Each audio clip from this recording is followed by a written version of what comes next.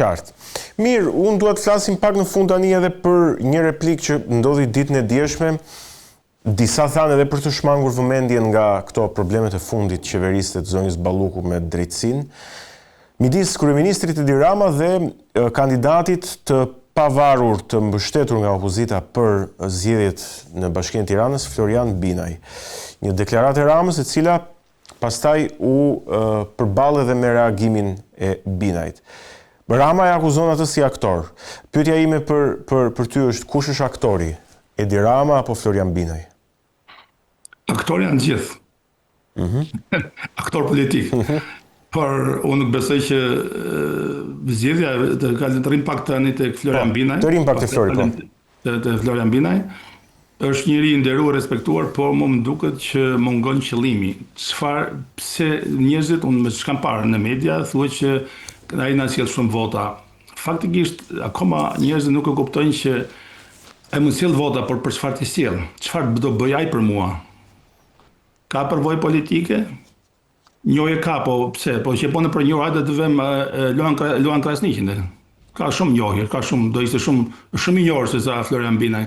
Pra nuk do të nisë nga njohja, se na sjell vota, se na sjell, do të kapur nga thelbi. Çfarë punë ditë na sjell Florian Binaj?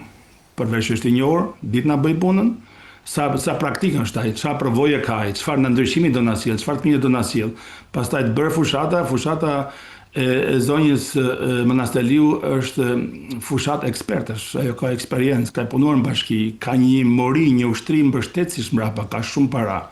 Fakti që Rama caktoi zonjën Balluku, më duket që ka bërë dhe një kalkulim të gabuar, sepse zonja Balluku mund të ikë nga fronti, si mbështetës në front, dhe do ndjehet bosh, kështu që prandaj thashmi më parë që opozita duhet ta godas në hyrjen kryesore Ramën që të bie komplet PS-ja të bie në kazan, të bie të valohet.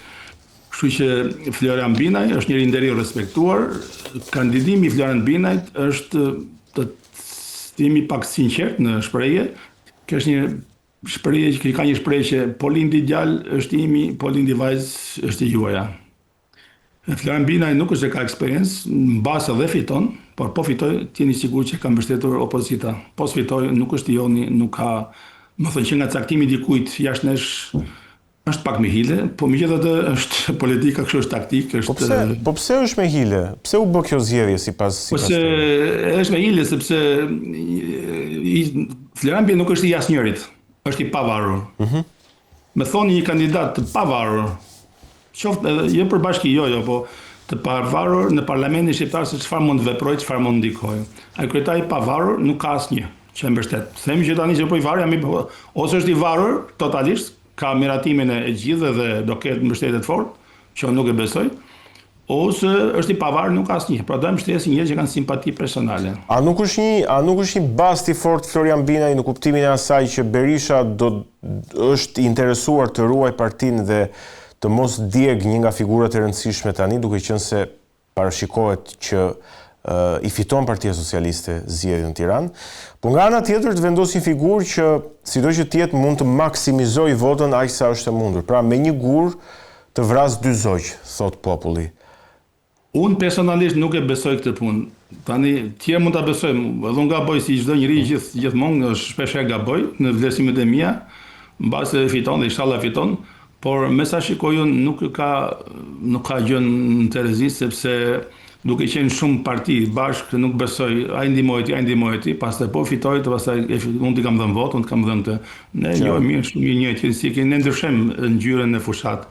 Gjithë premtojnë, po të merrin gjithë njerëzit sa vota premtohen, do ishin në parlament shumë njerëz tjerë që sot nuk janë. Dhe unë jam atë që unë për vete këtu në CDU kam një përvojë gjatë, edhe në Partinë Demokratike, po normalisht partia ka nevojë për ushtar, nuk mund të jetë gjithë general.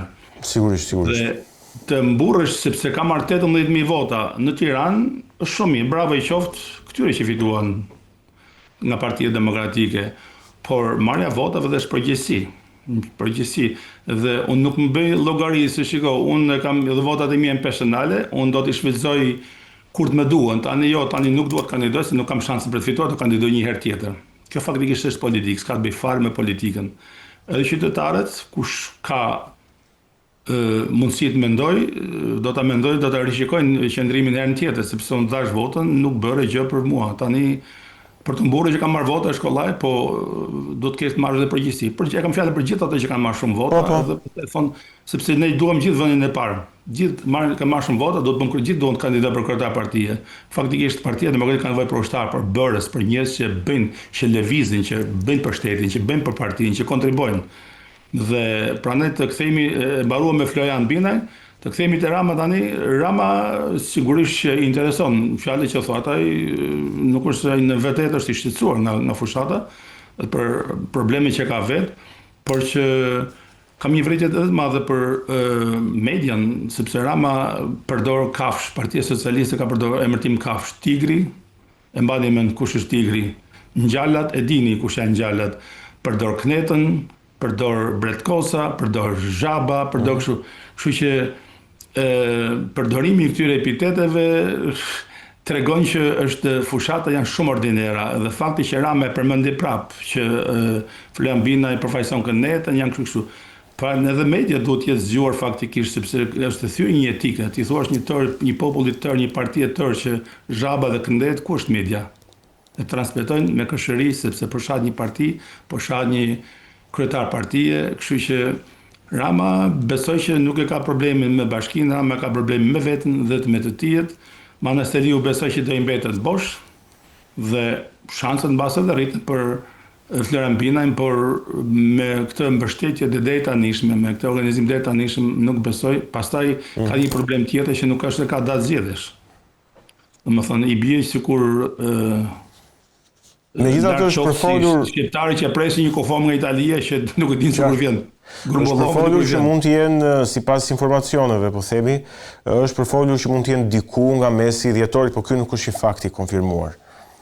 Kështu që po të kish një datë fikse, di se kur i mobilizon fortat, bën një plan, një strategji të fushatës elektorale. Po, kjo është një datë e pacaktuar dhe është një kështu stand-by politika dhe fushata besoj sepse nuk është se ka një ditë fikse. Qartë, mirë, zoti Tafaj, ishte kënaqësi për bisedën dhe për opinionet në studio. Ju falenderoj juve. Ishim me zotin Petrit Tafaj, drejt për drejt nga Gjermania, aktivist i diasporës dhe i opozitës, folëm për aktualitetin politik në vend dhe zhvillimet më të rëndësishme të ditëve të fundit të javës shkuar dhe ato që pritet në vijim. Ne do rikthehemi vetëm pas pak në bisedën e dytë. Mirë, jemi rikthyer në këtë pjesë të dytë, do të flasim tani për zhvillimet në Kosovë, atje ku duket se, ashtu siç edhe ndoshta pritej, nga zhvillimet e javëve dhe ditëve të fundit, qeveria Kurti 3 nuk është votbesuar në kuvendin e Kosovës dhe kjo e çon situatën sipas të gjitha parashikimeve drejt zgjedhjeve të parakohshme, të përgjithshme, megjithse ende presidenti Osmani ka për të konsumuar edhe hapin e konsultimit me partitë e tjera politike, ndoshta për një mandatar tjetër. Megjithatë duket se po shkohet drejt zgjedhjeve të parakohshme. Megjithatë për të diskutuar këto skenare, por edhe zhvillime të tjera nga Kosova, unë kam kënaqësinë kem në lidhje të drejtë për drejtë me mua nga Partia Demokratike e Kosovës, zotin Hisen Berisha. I nderuar, të përshëndes dhe faleminderit që jemi së bashku. Përshëndetje, faleminderit edhe ju për interesim. Shkurtimisht do të flasim pak për atë që ndodhi dje në kuvendin e Kosovës, ishte data e fundit, Kurti prezantoi qeverinë e tij, por nuk u votbesua dhe tashmë rruga është e hapur për presidentin Osmani për të konsultuar partitë ndoshta një mandatar tjetër ose për ta çuar edhe drejt zgjedhjeve të parakohshme. Ti po mendon që po shkojmë drejt zgjedhjeve të parakohshme apo jo?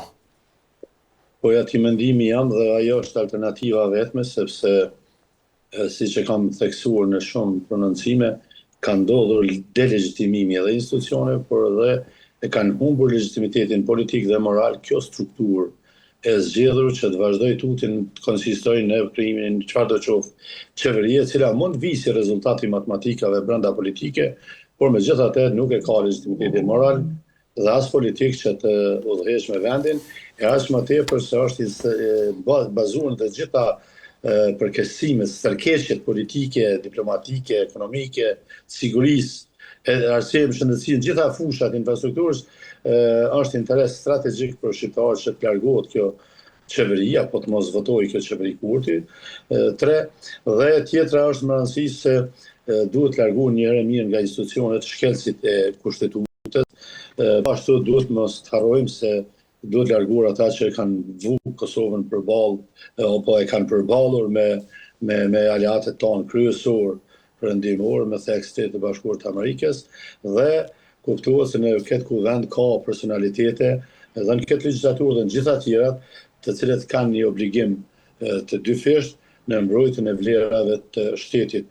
Ka ndodhur këto zhvillime njëkohësisht, domethënë edhe në kuvendin e Kosovës edhe në arenën ndërkombëtare, dhe sinjalet kanë qenë të qarta se epoka e improvizimeve politike në Kosovë domethënë duhet të mbyllet një herë mirë. Pra tani po shpresoj pas gjithë kësaj domethënë 26-7 viteve në liri ku kemi kaluar në presjatet ndryshme, politike, ekonomike, diplomatike, e tjera dhe të sigurisë, ka ardhur një fazë ku duhet të treguar pjekuri politike dhe po shifet qartë se sovraniteti nuk mbrohet duke i sfiduar aleatet tonë si po është bërë, apo dhe partnerët strategjik dhe nuk mund të ndërtohen më këtë partneritete nëse nuk ndërtohen mbi principet e ndershmërisë politike, por synohet gjithmonë përmes atyre mashtrimeve populiste siç kanë qenë teksuar gjatë kësaj periudhe. Zhvillimet e kuvendit që keni pa dhe ju, për mendimin tim kanë shënuar një kthesë të madhe, sepse mosvotimi i qeverisë Kurti 3 është një akt institucional që e rivendos përgjegjësinë politike, të paktën kështu po presoj, dhe e ndalojnë rrshitjen e vendit ka ai izolimi ndërkombëtar në cilin tashmë veç kemi futur qoftë me masat nga Bashkimi Evropian apo me ndaljen e dialogut strategjik me Shtetet e Bashkuara të Amerikës, dhe unë mendoj se deputetët me votën e tyre domethënë kanë dhënë fund kësaj periudhe 5 vjeçare apo duke i shtuar edhe atë Kurtin që ishte me disa ditore, që ti pushteti i cili u shndruar në një instrument veç të përçajës, përfitimeve personale, duke na vendosur përballë ose duke na përballur me aleatet tonë strategjik me thekë të Shtetit të Bashkuar të Amerikës, dhe këtu është momenti pra kur duhet me ndërtuar ekuilibrin mes sovranitetit të shtetit dhe partnerëve strategjik si dy shtyllat kryesore, të cilët e kanë ndërtuar dhe vetë shtetësinë e Kosovës. Ju jeni dëshmitar të dy administratat amerikane, kur tham dy në kuptim edhe demokratët edhe republikanët, kanë paralajmëruar në vazhdimsi për dëmet që është duke sjellur vendit qasja konfrontuese e Kurtit. Pra, në vazhdimsi është parë si një faktor i përkësimit të raportit me Washingtonin dhe definitivisht na është thënë hapur se është i pabesueshëm dhe i papranueshëm për procesin tutje të implementimit të interesave për gjeostrategjike në rajon apo edhe kombëtare të Kosovës. Prandaj deputetët e dëshmuan se nuk kanë më gatishmëri ta sakrifikojnë interesin shtetëror dhe se interesi shtetëror është mbi çdo ego politike të kujt do qoftë që mendon se mund të sundojë mbështetjen edhe jo të qeverisë apo të shërbej qytetarëve. Unë veç një shqetësim kam, a mos ndoshta shkuarja kaq shpesh në zgjedhje e zhyt Kosovën pra në një krizë permanente legitimiteti sa i takon qeverive në rastin konkret? Shife, këto zgjedhje, domethënë nga nënt shkurti deri më tani, sa i përket legitimitetit, to kanë humbur kanë shkelur çdo standard legitimitetit, edhe kushtetues ligjor edhe moral. Sepse ju dini janë 3 gjykimet e gjykatës kushtetuese të cilat nuk janë implementuar. Që të 3 këto janë norma brenda kushtetues me automatizëm në momentin që publikohen në listën zyrtare dhe kanë atë fuqinë ergaomles që thuhet drejtësi kundër të gjithëve, domethënë nuk ka nevojë për interpretime, kutadione me pas procedura shtesë për implementimin e tyre. To janë të detyrueshme me njerë. Dhe në të 3 radhët, po të mos ishin këto manovrimet e gjykatës kushtetuese, masat kushtetuese që ka vendosur. Ne kemi vetë deputetët në shkelje të kushtetutës. Prandaj këtu buron edhe delegjitimimi i institucioneve të cilin nuk e tha gjykata kushtetuese, supozoj gjithmonë për shkak të interpretimit të qëllimit, jo autenticitetit të garmës kushtetuese apo rregullativ të funksionimit institucional të Kosovës, duke pretenduar të ruajnë këtë stabilitet politik bëjë kështu siç është, mos më na çundë në një krizë që do të eskalonte me të vërtetë në veprime që degradojnë tërësisht edhe besueshmërinë edhe identitetin e shtetit. Se kemi ardhur te mosbesueshmëria ndaj institucioneve, janë deklaratat e Shtetit të Bashkuar të Amerikës kundër kryeministrit dhe unë e kam theksuar ne jemi në rrezik të vijmë në zbatim të institutit ndërkombëtar juridik që është R2P, Right to Protect, në të drejtën ndërkombëtare që shtetet të fuqishme si SBA kanë të drejtë të ndërhyjnë vendet apo Bashkimi Evropian vendet të cilat nuk mund të ruajnë integritetin institucional dhe funksionalitetin institucional të shtetit. Pra, po të gjitha këto pastaj bën edhe më jo legjitime kjo qeverisje për të vazhduar tutje me faktin se kemi shumë edhe probleme të brendshme, në rrafshin e brendshëm, ju dini, na jemi në një krizë shumë fisht. Edhe në aspektin e njohjeve ndërkombëtare, asnjë njohje nuk ka ardhur që nga 2019 anë tetor, kur këta kanë ardhur në pushtet. Pra, kjo nuk është çështje ambicjes politike, partijake.